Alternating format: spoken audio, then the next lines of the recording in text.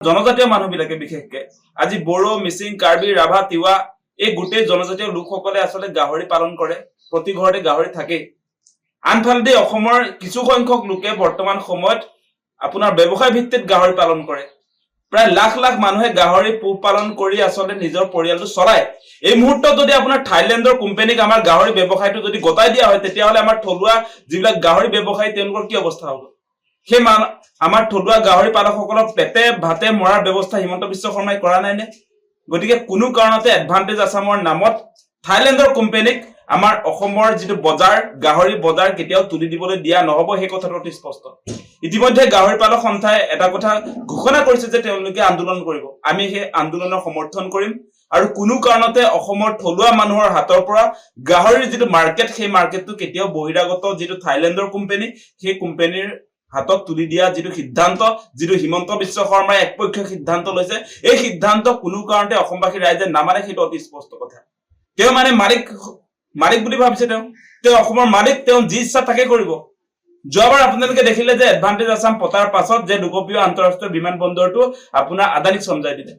আপোনাৰ বিভিন্ন সময়ত অসমৰ সম্পদবিলাক তেওঁলোকে ব্যক্তিগত খণ্ড গতাই দি আছে এফালৰ পৰা এটা হিমন্ত বিশ্ব শৰ্মাই বিদেশ ভ্ৰমণত যে আছে আপোনালোকে চাব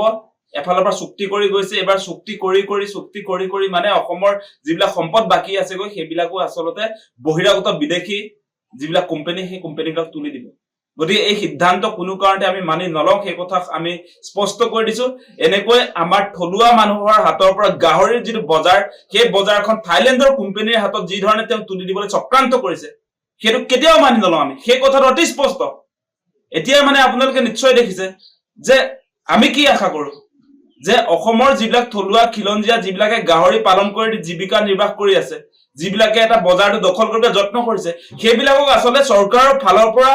যিকোনো ধৰণে সহায় সহযোগিতা আগবঢ়াই এই মানুহবিলাকক আসলে গাহৰি মাৰ্কেটত থলুৱা মানুহৰ হাতত ৰাখিবৰ কাৰণে বন্দবস্তহে কৰিব লাগিছিল উৎসাহে দিব লাগিছিল উৎসাহ উদ্দীপনা নিদি এতিয়া থলুৱা মানুহৰ হাতৰ পৰা কাঢ়ি ল'ব খুজিছে গাহৰি মাৰ্কেট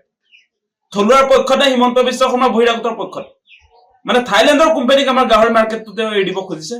আমাৰ অসমৰ যিবিলাক থলুৱা খিলঞ্জিয়া মানুহে গাহৰি পালন কৰি জীৱন নিৰ্বাহ কৰিছে তেওঁলোকে যেনে তেনে আপোনালোকে নিশ্চয় দেখিছে বহু মানুহে এতিয়া গাহৰি পালন কৰি আসলতে নিজৰ পৰিয়ালটো চলায়